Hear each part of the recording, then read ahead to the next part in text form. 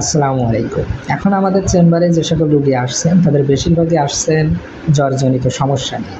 তো ভয়ানক ব্যাপার হলো কিছু রোগী আছে যাদের জ্বর মাত্র একদিনের কিংবা জ্বর সবেমাত্র শুরু হলো, এমন রোগীও অ্যান্টিবায়োটিক খেয়ে তারপর আমাদের কাছে আসছে। এছাড়া কিছু রোগী আছে যারা আরও এক ধাপ এগিয়ে, জ্বরের সাথে একটু মাথা ব্যথা, মাংসপেশিতে ব্যথা, তারা এই ব্যথা কমানোর জন্য ব্যথানাশক ঔষধ, NSAID গ্রুপের ঔষধ খেয়ে তারপর আমাদের কাছে আসছে। কিন্তু এটা অত্যন্ত বিপজ্জনক। আপনারা নিশ্চয়ই জানেন যে সারা বাংলাদেশে এখন ডেঙ্গুর একটা প্রকোপ চলছে।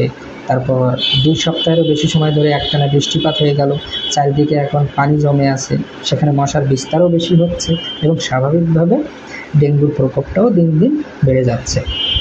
এখন যদি কারো জ্বর হয়ে থাকে, বিনা পরীক্ষায় আমরা তো শতভাগ নিশ্চিত নই যে এটা ডেঙ্গু জ্বর নাকি টাইফয়েড নাকি ম্যালেরিয়া নাকি ভাইরাল ফিভার, আমরা নিশ্চিত নই। যে ব্যক্তির ডেঙ্গু হয় তার প্লেটলেট সংখ্যা দিন দিন কমতে থাকে। এরপর জ্বরে আক্রান্ত ব্যক্তি যদি ওই ব্যথা কমানোর জন্য ব্যথানাশক ঔষধ, NSAID গ্রুপের ঔষধ খায়, তো তার প্লেটলেট আরও নষ্ট হয়ে যায়। ওই ওষুধটা প্লেটলেট সংখ্যা আরও কমিয়ে ফেলে, ধ্বংস করে ফেলে। এতে করে কী হয়, আমাদের দেহের ভিতরে যে অর্গানগুলো আছে সেখানে রক্তপাত শুরু হয়।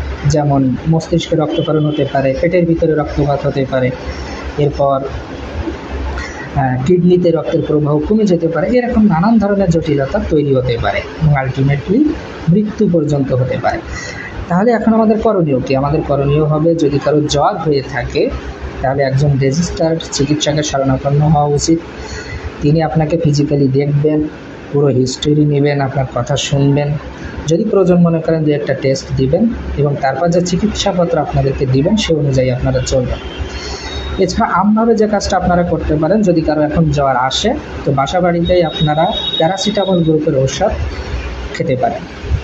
বহুল প্রচারিত ওষুধ, যে কারণে আমি নামটা বলে দিচ্ছি, যেমন নাপা ট্যাবলেট আপনারা খেতে পারেন। জ্বর যদি আসে, জ্বরের সাথে যদি মাথা ব্যথা, মাংসপেশিতে ব্যথা থাকে, তো আপনারা যখন এই প্যারাসিটামল গ্রুপের ঔষধ যেমন নাপা খাবেন, আপনাদের জ্বর যেমন কমে আসবে, মাংসপেশির ব্যথা, মাথা ব্যথা এগুলো কমে আসবে। এবং একই সাথে প্রচুর পরিমাণে আমাদের ফ্লুইড ইনটেক করতে হবে। স্বাভাবিক পানি পান করবেন, পর্যাপ্ত পরিমাণে পানি পান করবেন। তারপর সবথেকে বেশি ভালো হয় যদি জুস বাসায় বানিয়ে খাওয়া হয়। তো যে করেই হোক আমাদের দেহের ভিতরে ফ্লুইড ঢোকাতে হবে। বেশি করে পানি পান করবেন এবং বাসায় বানানো জুস সেটা পান করবেন।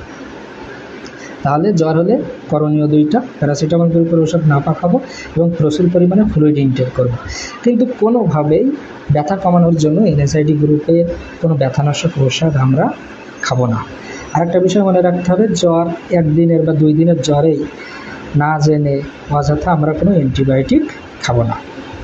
এখন 2-1টা পয়েন্ট বলে দিই, যেটা ডেঙ্গু পরবর্তী কমপ্লিকেশান, যেমন চোখে রক্ত চলে আসা, চোখ দুটো হঠাৎ লাল হয়ে যাওয়া, নাক দিয়ে রক্ত আসা, তারপর হঠাৎ ব্রাশ করতে গেলেন দেখলেন যে আপনার দাঁতের মাড়ি থেকে রক্ত আসছে, পায়খানার সাথে রক্ত যাচ্ছে, অতিমাত্রায় ডায়রিয়া, পেটে তীব্র ব্যথা, লিভারটা বড় হয়ে যাওয়া, যেটা একজন চিকিৎসক আপনাকে পালপেট করে বুঝবেন।